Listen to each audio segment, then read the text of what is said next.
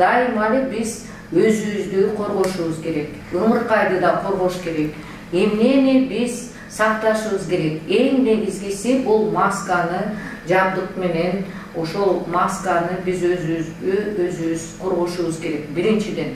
Экинчиден, бул эненин жана баланын ортосунда эгер энеси ооруп атса, ортосундагы 1,5–2 метрдин ортосунда болуш керек. Ымыркай эгер ошол бөлмөдө энеси менен болуп атса, энеси ооруп атса.